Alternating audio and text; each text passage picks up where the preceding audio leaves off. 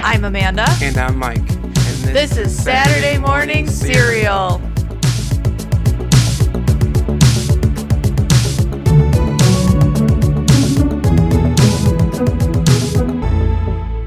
Hello, everybody, and welcome to Season 5 of Saturday Morning Cereal podcast. It's so crazy. We're already at Season 5. I feel like I just started this podcast, and now we have Mike on as our complete co-host, so it's great. So, Happy New Year. Hope you guys all had a great holiday, and let's just hope 2023, we got to keep hope, we got to keep faith, and, let's just hope the world gets a little bit better, right? But that starts with some good movies coming out this year that we are particularly excited about.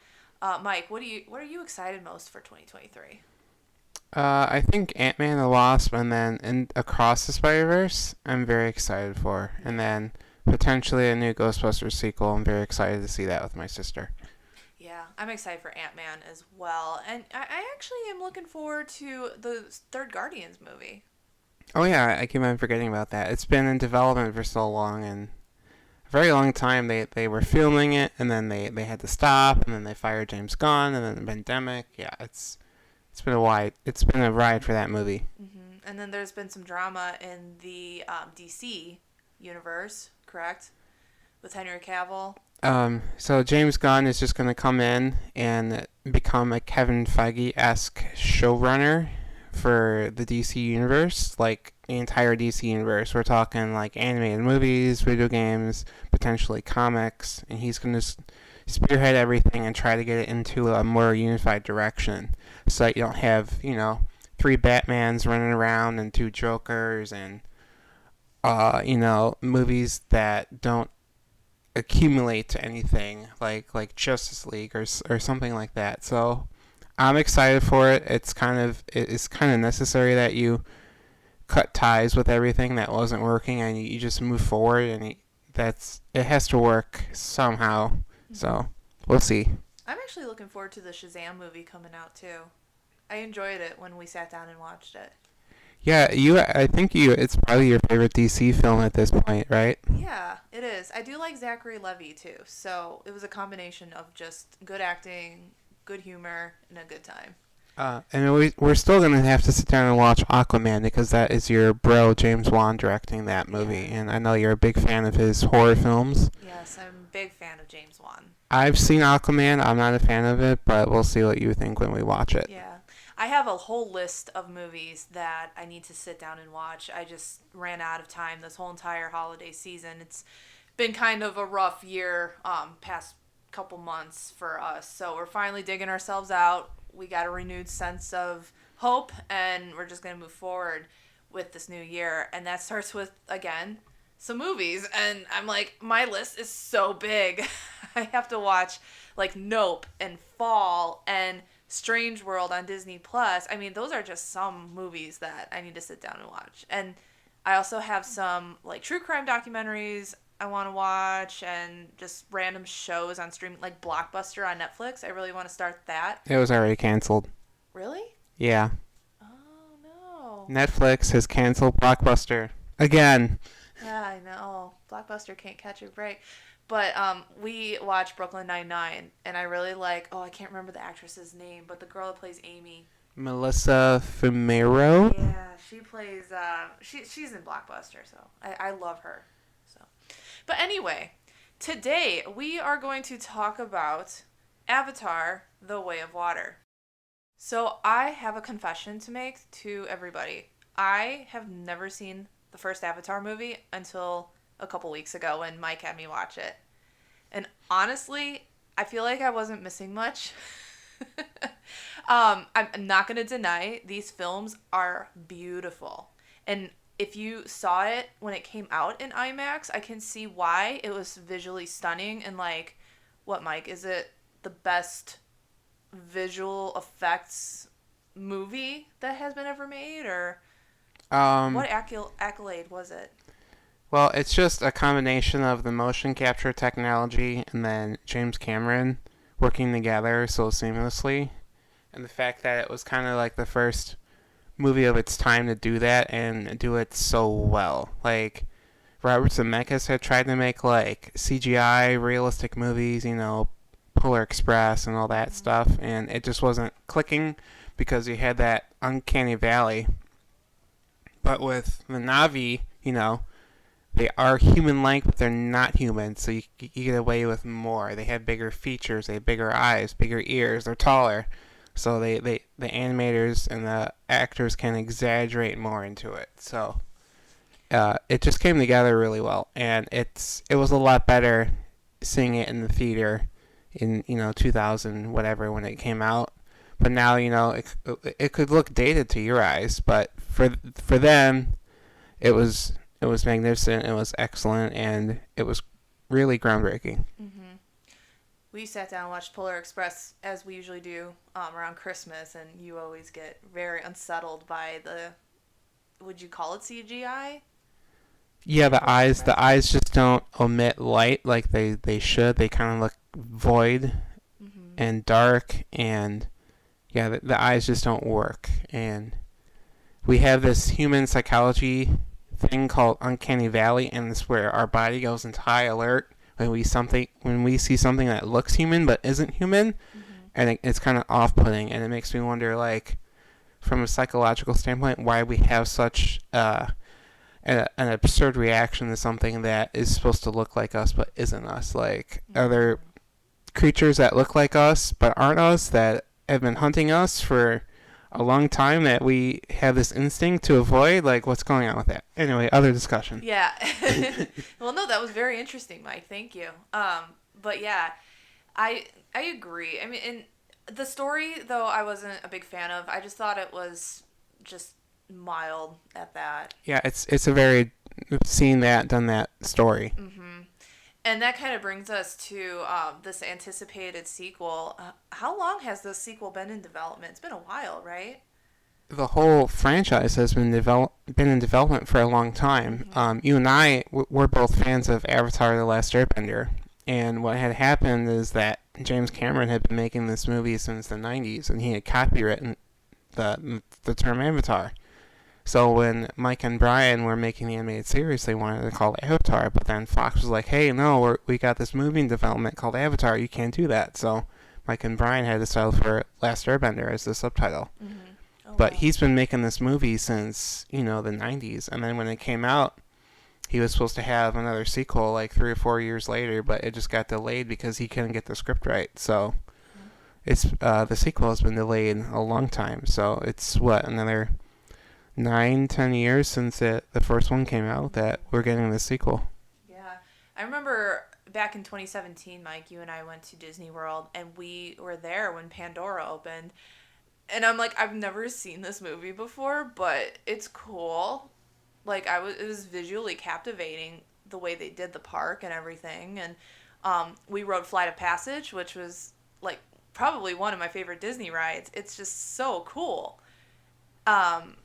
And then, so, like, I knew what the Banshees were. I knew, I learned a lot just being in that Pandora land. So yeah, you were calling the Na'vi critters? Like they were like rabbits or cats or something? Yeah, they have tails. I mean, you can't fault me for that one.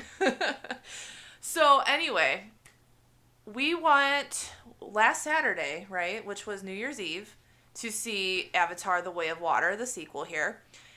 And I was surprised how packed the theater was. Yeah, and it's actually going up in box office. Like, historically, movies have like a 50 to 40% drop their second weekend. Like, Avatar dropped its second weekend, but its third weekend recently, it went up 6%, which is really unheard of. So this movie, it's going to be here for a while. I have this one article I was reading.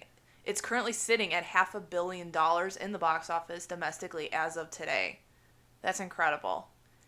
And I saw kids and adults of, like, all ages in there, too, which I was really kind of surprised about because it's really not a kid's movie, but it could be. I don't know. What do you think? Oh, this movie is definitely not for kids. Yeah. I mean, the themes explored in this movie is not something you could easily talk to an 8-year-old about. So yeah, I wouldn't take my little nieces to see this movie. But there were kids their ages there, and even younger, I saw. Couldn't believe it. So, Amanda, part of the reason why this movie took so long to film and create was because of the new technology that had to be invented to make a movie like this. So, the first Avatar movie used motion capture. And if you don't know what motion capture is, you basically wear a suit with little diodes on it that react to infrared rays that are being picked up by that are being sent out by camera and fed back to the camera. So you kind of get like this 3D equivalency of yourself in the computer that the animators will later on into a model and a rig and all that stuff. So you have to have this infrared, and if you know anything about infrared, you know it's light. And what does light do when it hits water? It reflects, right? It's going to break up. It's going to bounce around all over the place. It's going to bounce back. So it's very difficult to conceptualize filming a motion capture underwater because of how water is and how light interacts with water. So I haven't seen any of these behind the scenes of this movie, but this new motion capture technology must be revolutionary if it's able to work underwater. Yeah, we just Black Panther. There was a lot of underwater sequences in that, and I thought it was really good.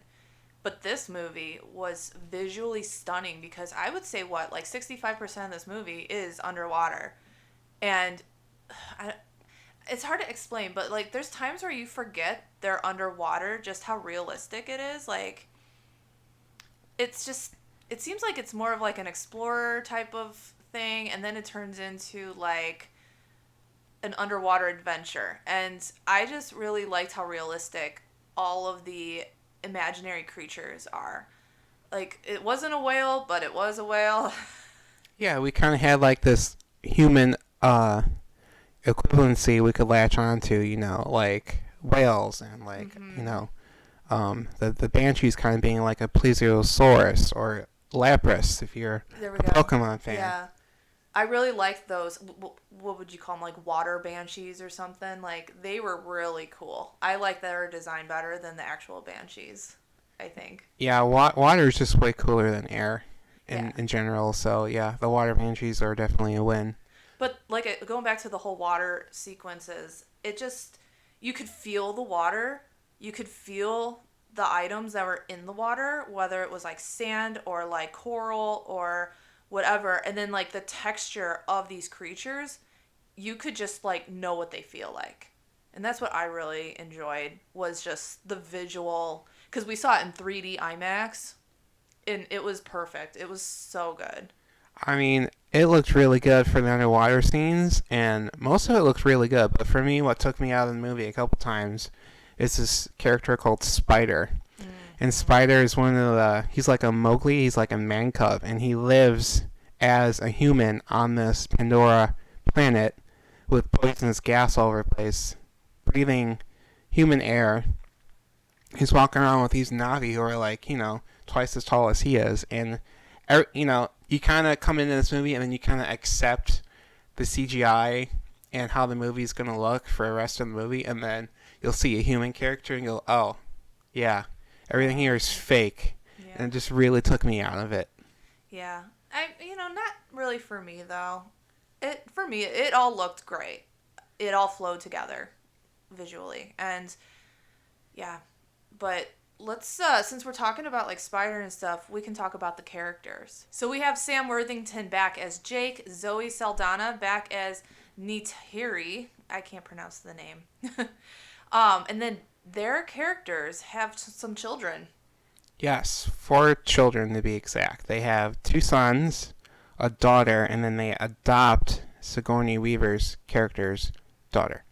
Who is Sigourney Weaver herself. And I couldn't believe it. I'm like, why does this, like, I would put her at, like, what, 13 years old? I'm like, why does this 13-year-old girl sound like she's, like, 60? Yeah, it was very jarring hearing that gravitas voice come out of that little girl. Yeah. That little body. That's what bothered me the whole movie, was that. I couldn't shake it. Every time that girl opened her mouth, I'm like, I can't. Like, what? And then at the end of the movie, we were driving home, and I said this to you, and you were like, that was Sigourney Weaver. And I'm like, oh, God, like, what? I I couldn't mean, believe it. I don't understand why it was necessary to cast Sigourney Weaver to play her daughter, especially when her daughter was so young. Like if her daughter was like 24, and then you just want to say, she's got Sigourney's voice, whatever. Okay, I'll accept that. Hmm. But to cast her to play like a 12-year-old girl, like there's so many great young talented actresses out there that you could have gotten for this role. You don't have to reuse Sigourney Weaver all the time. I understand she's a legend, Hmm. but you don't have to use her all the time. And then we have Cliff Curtis and Kate Winslet originating two new characters. They're the water Navi leaders. Yes, the Metacavania Hmm. chief and queen. I liked those characters. Those Navis, they were so cool, and their design was so neat. I really like how they were more adept to their life in the ocean, and they had bigger arms, and they had longer tails with fins on them, and like it was so cool. They had a bigger lung capacity. It Hmm. was really cool. And then, can we just talk about how Lion King-esque this movie felt, especially with Jake and the way he treated his boys? Yeah, like totally. There's like we were watching this movie, and it's when one of Jake's sons goes into the forbidden territory. And I'm like, it's the elephant graveyard. Yeah. And then it's like he disciplines them in the way of, he's a strict father, but deep down he loves his kids. But he has a military background. So it kind of shows how Jake was brought up as a child. He's reflecting that onto his sons. And it's just, they see it as like, I don't know, maybe their dad being harsh, but I think they also know deep down he loves them. Yeah, he was obviously like a Marine before he was a Navi, and he still has that kind of like human mentality of I have to raise these boys to be strong and bold and great warriors because like the world is out there to get them. I mean, there were times where I enjoyed how they wrote Jake, but then there were other times where I didn't enjoy how they wrote Jake. And one of those times was when, like, the big fight at the end, I felt like Jake didn't do enough. You agree? Like in what respect? It was like you mean like in helping his children or Mm-hmm. fighting the bad guy. Both. Yeah, I feel like he should have. I mean, the bad guy was like, turn yourself in and no one will be harmed. I feel like Jake could have, like, had. I mean, they overall it did good, and Zoe Saldana's character is like his partner in crime, and they always have a plan. But I don't know. I just felt like there was just unnecessary risk with the children, and I don't know. Yeah, the trope of the kids getting caught and captured and recaptured. Yeah, Yeah, it wasn't working for me. I know. It was just like, can you please do something about this? Can you please keep your kids around for 5 minutes and Right, watch them? right. And Zoe Saldana, I have to say, I think her character is my favorite. And I really enjoyed seeing how her and Jake, Sam Worthington's character, how their relationship progressed and their marriage and like how they worked together as a team. I really enjoyed how, what he told her, like, you got to show me your, like, the brave woman that I love or something like that. I thought that was really nice. And she's a great mom, and Zoe Saldana has great range with her acting. She can go from being happy to a badass to a sobbing mess. You were what, saying she was a good crier? Oh, yeah, she's an ugly crier, which Hmm. there's not a lot of ugly criers in Hollywood. Like you look at like Andrew Garfield crying, you're like, God damn, he's so beautiful when he cries. But then you watch like Tobey Maguire cry and go, oh man, Yeah. that guy's swollen up. His eyes are watering. He doesn't look so heroic anymore. And Zoe Saldana is a freak out ugly crier. It's Yeah. great. Oh yeah. And yeah, even like tracing like her acting with Gamora too, like she's great. and I love seeing her in these roles. I'm going to argue that she's been underutilized as both Gamora and as Natari. Like, she was barely in this movie. Like, Yeah. the kids got the spotlight, and then the Stephen Lang's character got the spotlight, and everyone is adjusting to life in this water clan, and then she's just kind of off screen. And then when the big battle comes up at the end, like, she's not on a water banshee, she's on one of the flying banshees. Like, she hasn't accepted the new culture yet. Mm-hmm. Yeah, it was a big deal for her to adjust at the beginning. So you were just mentioning Stephen Lang's character. How did you like this storyline with him? I mean, was he really such a great villain that you had to bring him back? Like, he was just, oh, it's a military guy. Okay, he just wants to follow orders. He wants to please his leaders, and he wants to make money for the company. Like, okay, great. Could we have had like a different villain? Like, and then they have to bring him back in this new body, and it's like, again with the voice. You know, you've got Stephen Lang, who is a very older man, and he has such gravitas and like weariness with his voice, and then you get it in this like Toon Star like avatar, like the Na'vi Avatar commandos remind me of like the Monstars from Space Jam. It's like, oh, look, we're bad guys, but we look like the good guys. I couldn't put my finger on it when we were watching it, because I'm like, these guys remind me of something. You nailed it. Yes, I did not like that when he came out as a Na'vi. I'm like, really? Like, we're gonna go with that storyline? I mean, if all the other characters in the movie are humans, and you want us as audience to look at humans like we're looking in a mirror and say, what are humans doing that's so bad for the environment and to people of indigenous nature and to fish, to everything. And then you take this villain and you put him in the body of someone that we're supposed to sympathize with. It didn't work for me. Mm-hmm. I agree. Yeah, I did not like the story was not good. I felt like I was stressed 95% of this whole movie. The whole movie is just like an exercise in controlling your anxiety. Yes. Whether you're like, like claustrophobic of all like the scenes in space, or you have a fear of drowning, or you have a fear of getting lost, or eaten by some predator. Like, yeah, just... there are deaths in this movie too that hit you, and it's like, they're there. They're to the point. They're not skirting around that issue. I was, we were watching this movie, and the scene with the shipwreck and the whale attacking the fisherman came up, and it was very unlike James Cameron and more like Michael Bay. And I don't know if the point was to say that, I can be more gratuitous with this violence and these deaths, and I can kind of glamorize them because these are bad people. But like, you compare like how he shot like the deaths on the Titanic and how sympathetic it was and how it was shot like a disaster, and then those same scenes of like people trying to survive on a ship that's sinking and this and that in this movie is shot more like a typical action movie.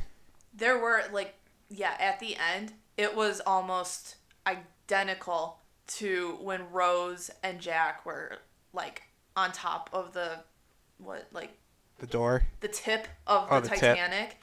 When Jack's like, go up, keep going up, and then like when they get to the water, he's just like, don't let go of my hand when I say take your breath. And yeah, it was identical. Okay, so James Cameron, he makes this movie about aliens that go into people, right? He calls it Aliens 2. He directs that, right? Then he makes this movie about people who go into aliens, right? He calls that Avatar. And then he makes this, but before that, he makes a movie called Titanic about people going on a boat and it's sinking. Mm-hmm. What is this movie about? Both. It's about, it is pinnacle James Cameron. It is about people who go into aliens and aliens who go into other aliens, and a boat that sinks. Yep. That's it. In conclusion, episode done. I'm kidding. So going back to the whole whale scene, though, there's things in real life that I like. SeaWorld. I don't like SeaWorld because documentaries out there of how they poach whales and these big creatures that don't belong in tanks.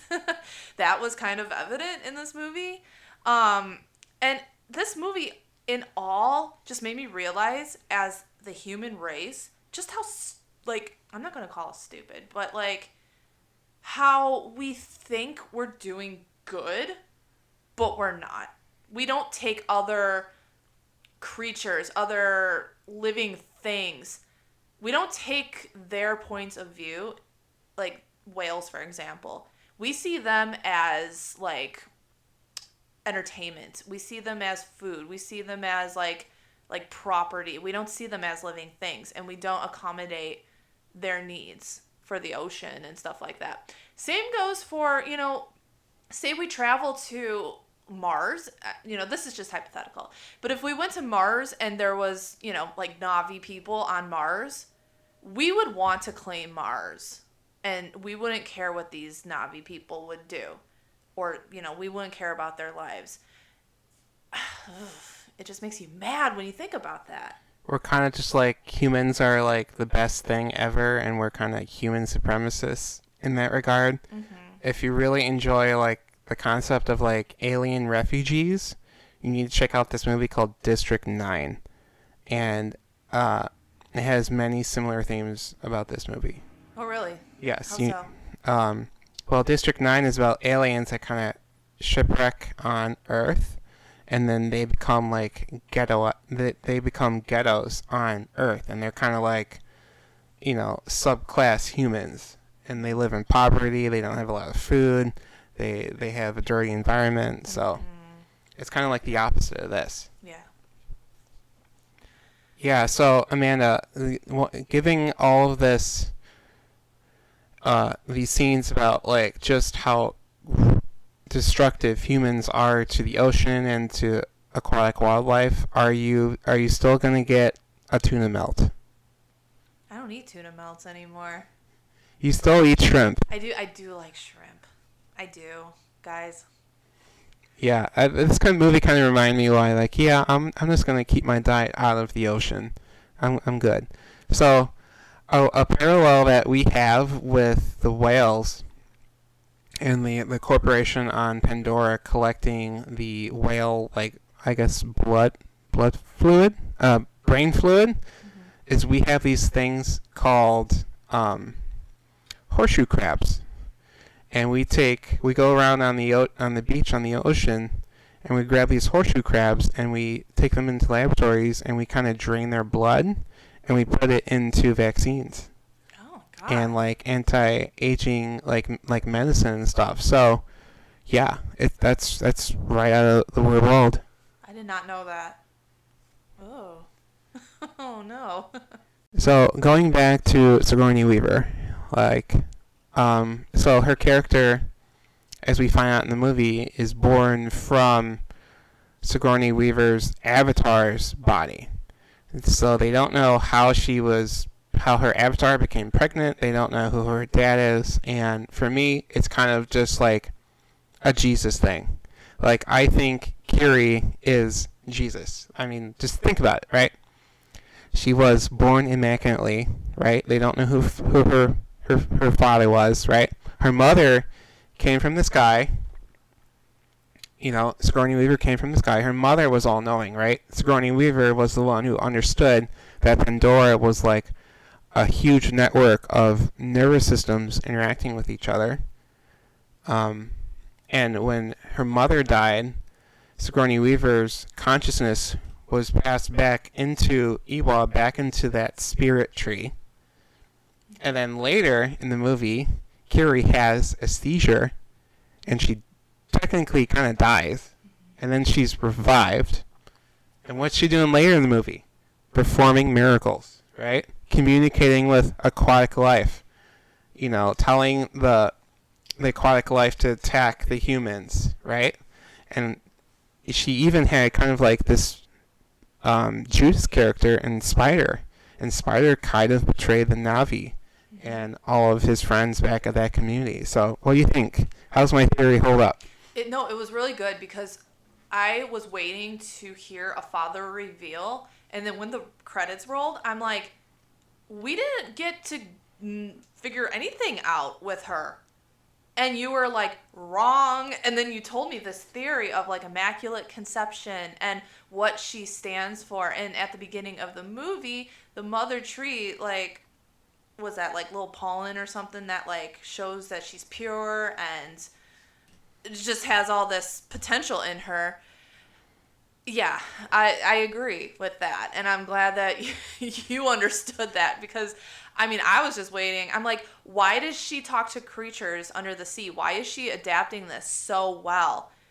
But you're right. It's because she has that, I don't know, like that soul in her that understands Pandora as a whole, right? Yes. So, yeah, I just still couldn't get over the fact that she was played by Sigourney Weaver. That was the biggest leap in logic for you. Yeah. That was the most unbelievable thing in this movie. Yeah. Yeah, I thought though, and Mike, I think we were talking about how the storyline was kind of repetitive in some regard. Because it was him, he was back, and Stephen Lang, he was back. And it was interesting because he was able to see the way that his actual human self died. And this Navi character has his memory and his thoughts. Well, not really his thoughts, but... I mean, his memory. Yeah. So, again, that would kind of be the basis of his thoughts. And I didn't like how Spider was his son. At all. Yeah, I mean, Stephen Lang is an older guy. What's he doing with, like, a nearborn infant on this planet? Mm-hmm. Like, I thought it was just, like, a couple scientists getting busy and just left. They should have just, like, left that kid alone. Yeah, Spider. He should have just stayed.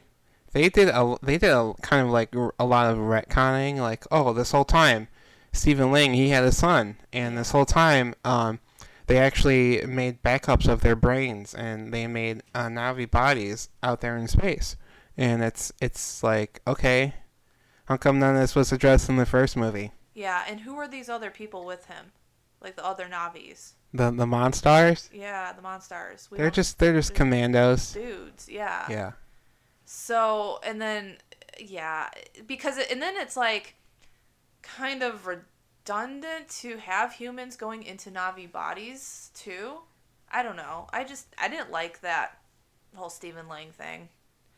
It was very unnecessary, and I mean, it was a good motive for like Jake and his family to pack up and leave and go to the water Navi tribe and have them adapt to a new world and all that. But I don't know.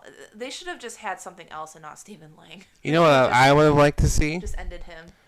I would have liked to see well, you could have, you don't need to have Stephen Lang come back, but you could have had humans come back and you could have had them land in some part of the planet and kind of meet like a new tribe of Navi, and then they kind of assimilate the Navi into like humans. Like they teach them about capitalism and 9-to-5 jobs and fast food and blue jeans and plastic and all this stuff, and they get the Navi like really comfortable, and then it's the Navi who turn against the other Navi and decide to erupt the planet. Yeah. That would have been cool. That would. So, if I'm mistaken, I think we're supposed to get a total of 5 of these movies, possibly 4. That's crazy. And, of course, in all Avatar-related news, we're going to get a so-called Fire Nation of Navi. So, we're going to get to see evil Navi that Jake will maybe face off against. So, what do you hope to see explored in the sequels, man? And you obviously want to see more Sigourney Weaver because you're just obsessed with her at this point, and you want more of that character explored. But what else do you want to see? I really liked Jake's second-born son, and I really liked the daughter of the leader of the Water Navi. They had a little bit of a chemistry going on. I thought they were so cute. So I would like to see that. I think Jake might die in these newer movies, or there's going to be like his generation, excuse me, his children and their generation, they're going to have kids, and then we'll get to see, like, maybe an evolution of Pandora and, like, ideas from these other children. It's kind of like the Gen Z thing in the world right now. You know, Gen Z is awesome, and they got their own stuff, and, you know, the boomers, they're very outdated, you know? So it's kind of like, I wonder what that would be like in Pandora. The humans are the boomers. Yeah. The humans are the boomers of this movie. Right. The ones polluting the planet, the one sticking to old ways, the one fighting endless wars. The humans are boomers. And then, like, Jake and Zoe Saldana's character, they're, like, the millennials, and then their children are the Gen Zers, where they can, like, change, because they're, like, born, they're hybrids. So, yeah. But anyway, and then you mentioned something about fire. That would be really cool, because if you guys know, like, I love the Fire Nation and Avatar The Last Bender. I just like the blue fire. So just to see different ways fire would be used in these movies, and that would look really cool. Like, if they made the water look neat, the fire will look awesome in these movies. Yeah, fire is very hard to animate. It's very hard to make look realistic and film, so we'll see what they do. Maybe the Navis will live in volcanoes and there'll be lots of liquid hot magma around. Yeah, it's very interesting. And then maybe Sigourney Weaver's character will be the Navi that will unite all of the 4 nations of Navis together to live in peace and harmony. In conclusion, Sigourney Weaver is God in these movies. Sigourney Weaver is the Pandora god. Yes. The Avatar. Like airbending Avatar. She's the definition. She's the other Avatar. Yeah. So, Mike, would you recommend this movie? Okay, so if you haven't seen these Avatar movies and you think it'd be something you're interested in, you should watch these movies. If you're an animator, if you're an artist, if you're a filmmaker, yes, they need to be seen, because this is like the future. More of this motion capture performance technology is being utilized in things like video games, and in cinema it's just not quite there yet, but it's getting close.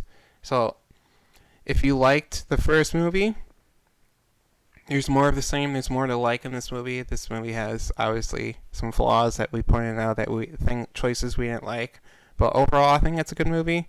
But if you're more of like a standard traditional film fan, and you don't like a lot of visual effects, and you don't like all this new technology, and you don't like the kind of like removal from, you know, people in a room talking in front of a camera, doing things like that, like you don't like just like that black box cinema, then you should stay away from this movie. But from a general audience perspective, yeah, go see this movie. It's a fun ride.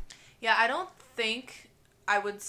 Obviously, I'm not going to watch this movie again, because I was, like, depressed and anxious, like I said, 95% of this movie.